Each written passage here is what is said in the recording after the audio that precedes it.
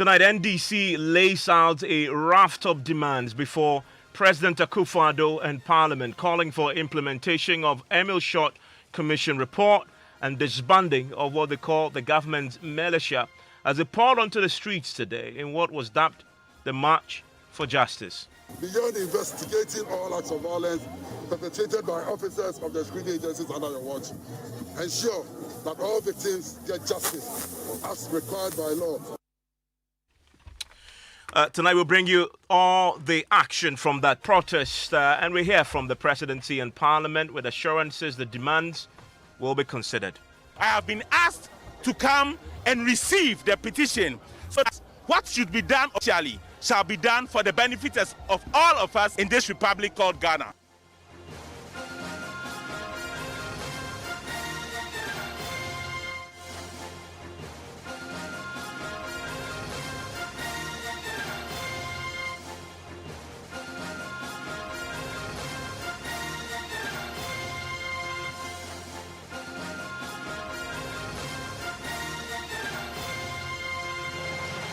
This is Top Story with Evans Mrensah. Top Story is always brought to you by Gasem Cement, the nation builder. It's also brought to you by Vodafone. Together we can. Now, the National Democratic Congress has today been laying a raft of demands before President Akufo-Addo and Parliament at the end of a street protest dubbed the March for Justice. Hundreds poured onto the streets here in Accra, demanding immediate implementation of the Emil Short Commission of Inquiry report, payment of compensation to victims of brutality meted out by security agencies, and investigations that will lead to the prosecution of culprits. Now, two petitions were presented, one to the presidency and the other to Parliament as part of this 4-hour protest walk from the Crown Mall to Parliament. Now, the demonstrations follows the killing of two protesters at Ijra. That was the latest in a series of events that had triggered and inspired this particular protest led by the NDC Youth Wing. Listen to the National Youth Organizer, George Opariado. Though our country was riddled with some age-long challenges before you took over, issues of corruption, unemployment, nepotism, cronyism, and insecurity, among others, have increased unimaginably. You will agree with us that our country needs fixing, and there cannot be any good time to fix it than now. The danger, Your Excellency, is that there is no commitment from you and your government that this life-threatening challenges facing our country will be at least reduced. Instead of teaming up with those who have taken inspiration from your edicts to be citizens and not spectators to fix the country, your government is surprisingly averse to calls asking for the fixing of our beloved country. Those crusading for the country to be fixed have become enemies of your government, as they are either being intimidated, harassed, or killed by your militia. He then went on to lay out their demands. Immediately implement the recommendations of the Emil Short Commission of Inquiry forthwith, in particular, and direct the Attorney General to prosecute all culprits. Beyond investigating all acts of violence perpetrated by officers of the security agencies under your watch, ensure that all victims get justice as required by law. Victims of such acts of violence from Ejra, Ablikuma Central, Banda, etc. must all not be denied justice.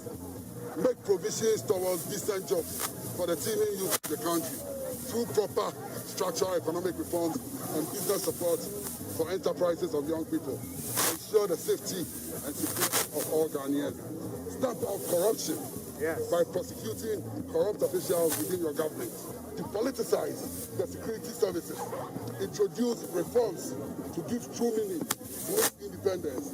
We charge that all these reforms be led by experts in our country and not partisan appointees. Instruct the Attorney General and the Minister of Justice to improve the justice system and win the judiciary of partisan influence. Well, that was the NDC's National Youth Organizer at the Jubilee House where they presented their first petition. Receiving the petition on behalf of the President was the Deputy Chief of Staff, Mr. Duma. This was his response. It is indeed a right that you have exercised rightly, and we also have to complement it in order to build the democracy that this country is noted for.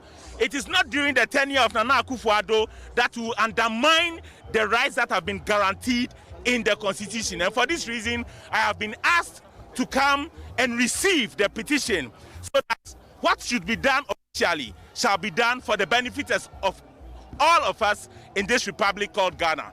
So here we are, and we are ready to take that which you want to submit to the presidency.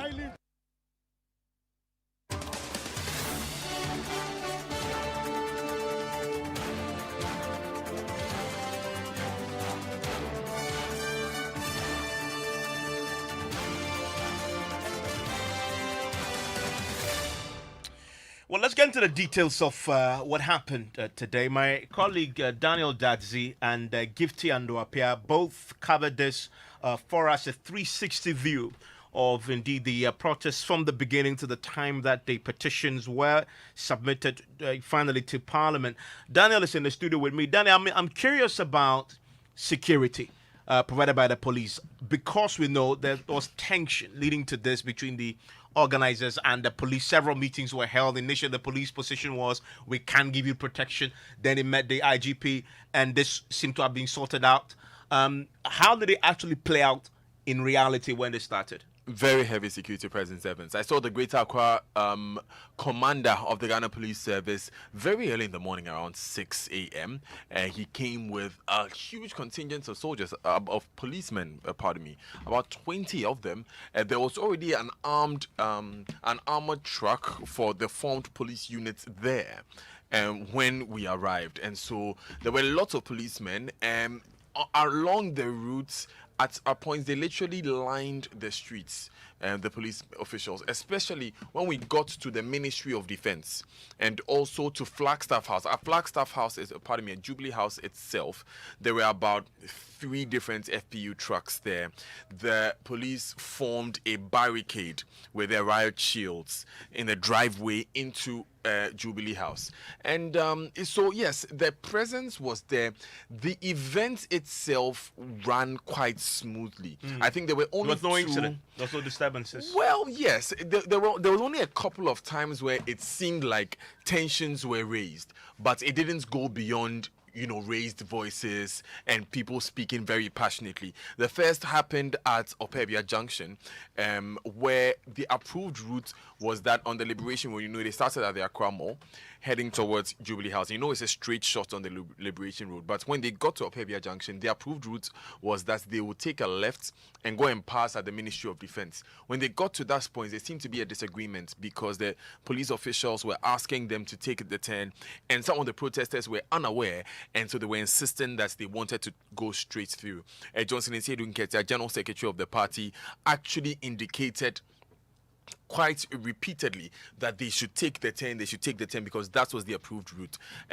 After the submission of the petition as Jubilee House, when they arrived at Parliament House as well, it came up that a lot of the protesters wanted to enter.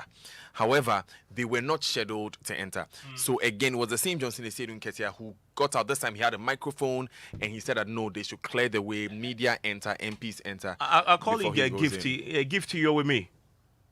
Yes, I'm here. Gifty was just behind the Parliament gate when the protesters got there, and it appeared that the gates had been blocked or locked then. I want to play you a sound of something that transpired. Gifty was filling for us what he saw.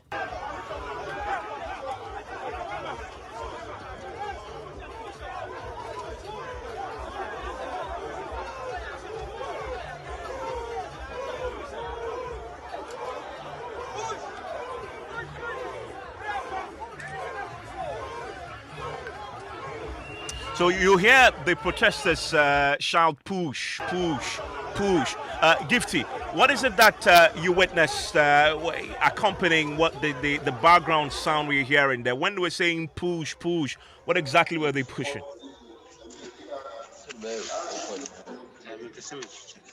Gifty, can you hear me? Okay, we lost Gifty. We'll try and get Gifty back to filling very shortly for us. But you were in Parliament also. But were you at the gate when this also happened? Yes, I was, Evans. So I when we got there, they had locked the gates. And I think that the protesters felt they wanted to enter because earlier some of their colleagues had gone inside already, and so they felt they had to enter, but the police officials locked the gate and they didn't allow anyone. In fact, at a point, the SP Kwesi Fori actually had to ask for them to bring the key, and we had to wait for Because them the to gate go was and bring, locked. because the gate was locked. It took a while for them to even bring the padlock of the key. Yeah, so when we got there, of course, the journalists also wanted to get through and quickly go and cover the handing over of the petition. They were not allowing us to go through at the points because, of course, the gate was locked. Yeah, I mean, but so obviously Parliament had been hinted that the protesters were coming there, and that's what the main gate had been locked. Apparently, is that what it is? Yeah. Because eventually the gates were opened, and then the What procession surprised me continued. was that at the time that we got there, Samuel Ofosu-Ampofo was already inside. And he was with the protesters. You see, the protests happened in batches. Okay, hold on for me because Gifty captured this video I played earlier. Gifty, are you with me?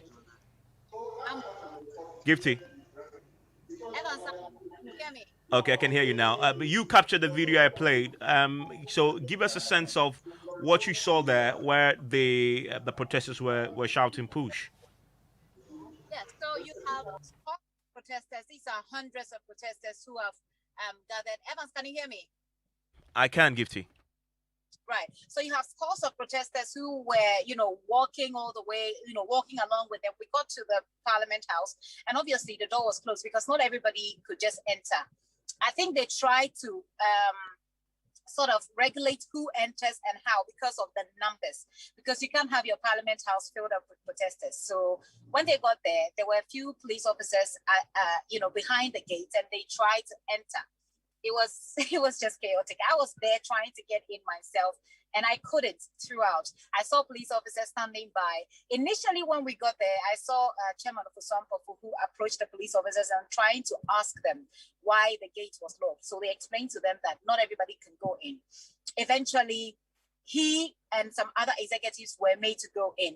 That was after this, was when Johnson Asiedu Nketia himself arrived in his vehicle, realized that he couldn't enter, and it was totally chaotic at the front. So then he mounts the stage, picks up the microphone, and starts to direct the people to go out. Now, there was a point where, these are so many protesters. There was a point where they all go like, show boy. And once the yay comes up, they try to push the gate, to open. But the police officers, I think they were very gentle. They tried to explain to them, but they had a hard time. They really had a hard time. Eventually, when Johnson Asiedu Nketia mounted the stage and then started, mentioning who to go at what time, the media then, went first. Then he mentioned the executive. They went in, and some calm was restored. But the people still wanted to enter. And so because they were trying to push their way through into Parliament, the door was now the gate was finally now closed. It was after the presentation of the petition, when it was like all over, that they then opened it up. I think the protesters somehow managed to push the gate open, and they all started going in. At this point, it was done. So there was no point really going in. So then they started retreating and then going back. It was also then that Chairman of Ofosu-Ampofo now mounted the stage to give them his last address, in which he says, this is not going to be the end of the protest. We're going to keep on protesting until government listens. And he says, this is proof that all Ghanaians are equal. The state should recognize that. And that's essentially how it ended. I mean, I felt really bad for the police officer. There was one police officer who was standing close to me and trying to engage the people. It was a tough time for him, I must say. I mean, so this was a parliament. And remember, we've dealt with the petition that went to the president. And then there was a petition, finally, after this initial, challenge at the main gates. They managed to get in now, and they were met by the two leaders, the majority and minority leaders. Let's bring in our parliamentary correspondent, Joseph Opoku-Gakpo. Hello, Joseph. Hello, Joseph. Joseph will join us shortly, because part of this, after the initial reception of the protesters in front of Parliament, also went onto the floor of the House. And there was a brief debate on that. Joseph, I can hear you. Give us a sense of what happened. I understand that the petition was a subject of some debate of a sort on the floor itself. So when the House began sitting sometime around 3 p.m. This afternoon, the majority leader, Osei Mrensah, and the minority leader, Haruna Idrisu, brought up the issue having to do with the petition. There was a conversation around how the House should deal with it. The earlier suggestion was that it should be referred to the Committee on Constitution and Legal Affairs, as well as the Committee on Defense and Interior, the joint committee on these two different committees, so that then they would assess, come back to the plenary with a report so the House takes the decision on the way forward. But eventually, Jose Usu, who is the first deputy speaker, who is presiding over the sitting, made a point that the House needs to deliberate further at the leadership level on how to do with the petition before it's referred to whatever committee they will decide on. This, in essence, was Chairman Sabonsu's point on this, Joseph.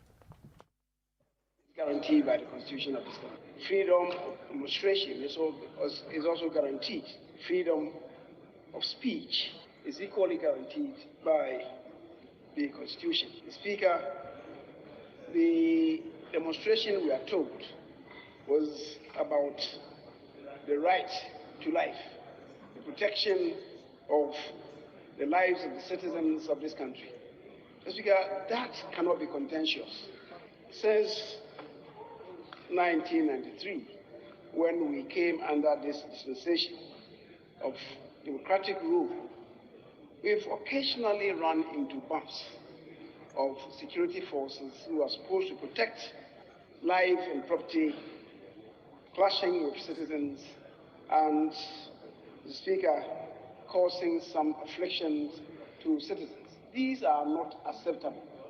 Understandably, as the leader of government business have observed and so laid the petition for your guidance of the House to take note of the issues raised in the petition and particularly directed for appropriate parliamentary action. I do not, Mr. Speaker, intend to prejudice any work that Parliament will do under your guidance. Suffice it to add that the demonstration, I understand, was very peaceful. It drew attention to growing hardship in the country, but with particular emphasis on infractions of excesses of men in uniform. So, Joseph, as we speak now, this petition, as we've just heard the Haruna explain, is formally before the House. The indication is that it's going to be referred to a particular committee for a more thorough examination. Precisely, and it's most likely going to be the Joint Committee of Defense and Interior, as well as Constitution and Legal Affairs, particularly because of the security aspect of the concerns that has come up, that have actually come up from the NDC team. And from the indication we're getting, the House and the leadership would want to consult further with Speaker Alban Babin himself, who the real petition was actually directed at, except that from what we gather, he's traveled out of the jurisdiction. He's accepted an invitation from his colleague speaker in the Nigerian Senate, and he's gone there for an occasion, which is how come he was absent today when the petitioners came to the House. So the indication is that the leadership, in terms of the first deputy speaker, the majority leader, the minority leader, would want to do some further consultation with him and with leadership generally, so that tomorrow morning, when they firm up a decision on what should be done with the petition, it would be referred to these committees. They would then be expected to interrogate the issues, if necessary, travel to the various areas to go further investigate the concerns with the security situation, and then report back to the House with a specific recommendation. And then the House will then be seized with a decision on what they would want to do about the consensus contained in the petition. Joseph, thank you very much. Daniel, so Daniel, stay with me a bit. Let me bring in Deputy General Secretary of the NDC, Peter Boamo Tokuno, who himself was front and center today with the protest. Mr. Tokuno, thank you for your time here on Top Story. Thank you for having me. Mission accomplished? Mission accomplished. We are deeply encouraged. We hold ourselves in pride that once we are waking up to the hope that the Ghanaian spirit of fighting is still alive. The Nkrumah spirit that led the Ghanaian people to take independence from the British is still alive. And once again, I think that we should be proud of ourselves as a people for rising up once again to the occasion to speak and make a loud statement against injustice, against economic hardship, against the paradigm which indeed, if we do not cure, will lead us to the path of destruction. You presented a petition to the presidency today. The deputy chief of staff was there to receive it. He gave some assurances. You happy with the assurances you got from the presidency and your level of confidence in the assurances that you got? Well, we cannot be happy with the assurances that we got because we didn't get the president. Having the president and the president giving us his direct assurances would have been gratifying. You're saying that you actually expected the president himself to have met you and received your petition and assured you? Exactly. And be aware, the Speaker of Parliament will be represented by a majority leader and a minority leader. But essentially, the Deputy Chief of Staff also picked the statement, the petition, and he gave us the assurance that he's going to pass it on. But the other additions that he gave could not pass, perhaps, for speaking on behalf of the president. We want to see action. Petition there. The only way we can find in any response from the president would be through his actions. And we have made our demands very clear. I heard you recount the demands that we made on the president. So we hope to see action in that regard. Bear in mind that the first and topmost of our demands have been thrown away by the president after the Result Commission presented their report to the president. We hope that he will go back to them and take concrete actions because we believe that inactions, those defective actions that the president took, has granted the impetus to all those miscreants who find themselves in uniform to perpetuate this state-organized aggression against innocent citizens, this state-organized killings and murder of innocent people. I think that if he's able to do that, it will perhaps give an evidence that he is committed once again to fighting and dealing with this. Just for clarity, when you say just for clarity, when you say implement the Mrensah Commission's report, there's a report and then there's a white paper. What are you asking for it to implement? Is it a white paper or the report? Because they're two different things. Evans, I don't need to explain this to you because I know where you sit. You understand it very well. The report clearly is different, and the white paper, was on the report and the recommendations. And some of the recommendations were thrown away in the white paper. So we are talking about the report, not the white paper. I mean, that's why I asked for that clarity. At the convenience of the president. Yeah, but that is the nature of our constitutional architecture regarding commissions of inquiry. The white paper indicates what the government feels it can be implemented. So if you ask them to implement the report without paying attention to the white paper, it may be an exercise in futility to make that request. I strongly disagree because the president can issue a white paper, and because of the protest, he will be encouraged or perhaps motivated to go back to the report and re-look at the report. Maybe when he was issuing the white paper, he didn't read the report very well, so he would have skipped some of the recommendations, which may be germane to the cure of the menace that we are suffering today. So we are just reminding him that he should go back to the report. There are key recommendations which are very key in curing the menace that is currently confronting us. Indeed, our security is in shambles. The security system is completely collapsed. And the earlier we wake up dealing with it, the better. Armed robbery is on the rise. We are not able to solve political killings. The political killings is on the rise. State organized action, military police shooting people, killing them. People are scared. We are living in a state of fear. You sleep in your home and you are scared. Even I know when you close and you are driving home, you'll be looking into your side mirror and see whether somebody is following you. We are not safe in this country. Ahmed Swale's death has gone free. I mean, nobody has been prosecuted. We don't know the state of the investigation. It's over a year now, and we are nearly forgetting. We were shot and killed last election. The Fatima was shot and killed. We are not getting any, reports. We are not getting any investigation report.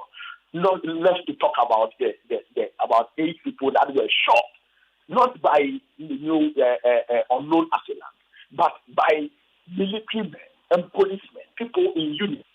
Whether they may be vigilantes, we do not know, but we believe that obviously people military men wearing earrings with beards obviously cannot be genuine military men. Policemen wearing earrings and beards cannot be genuine policemen because we know the code of operation of the security agencies. But be that as it may, they found a uniform, they committed crime, we have them. And still people are what we are saying is that enough is enough. Okay. Indeed, today I hold myself in pride because I was part of history. And a lot of Ghanaians were part of history. So let me People ask you. So not know to be with the at the end, I saw people from other political parties. I actually saw people from the MPP clad in their colors. I saw about 3 or 4 you saw MPP activists. MPP communicators. You saw MPP communicators at your demonstration today. Yes. We saw Listowell, Kojoyabua, and so on. All those people who are known MPP people with clad in their party colors. That tells you that. What is they came there in MPP. You came there in MPP party colors. You said MPP party colors. I'm saying. So we saw others from other political parties. We saw the UPP. I'm sure you have noticed the statement issued by the inter-party group. About 9 political parties. APC issued their statement. A lot of people are realizing. I'm really curious about this. That you actually saw MPP activists and communicators in the MPP colors at the NDC youth protest today. Yes. And there are pictures all over. I can send you some, and I'm sure you will love to show them on your Facebook page or perhaps the other pages. They were clad in their colors, and that is not even the point. There are other political party leaders that were there. I saw Jataba and several other political party leaders. The point is that this issue, the menace, the hardship, the economic difficulties, the strain that we are going through, counts partisan politics. And we think that is gratifying. Yeah, Mr. Tokuno, very briefly because of time. So at the end, it's ended now, the protest itself. You presented your petition and demands. What happens next? And how long will you wait for before you take your next step? Indeed, the demonstration itself is not the end. It is the means to an end. And that doesn't mean that we will not do demonstrations again. As you realize in the statement, we indicated that our demands must require emergency urgent attention from the president. That urgency must be shown by the president.